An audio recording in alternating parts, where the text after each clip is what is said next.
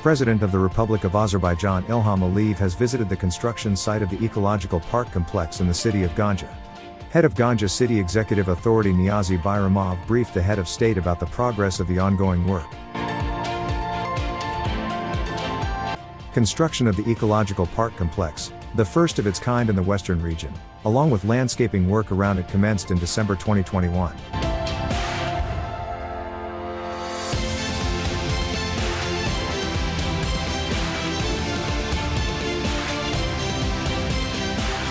Situated on the right bank of the Ganjachay River, the complex spans an area of 11 hectares.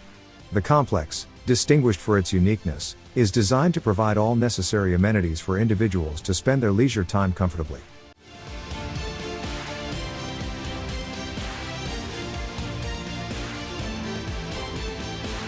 It includes a two-story greenhouse building covering an area of 1,285 square meters.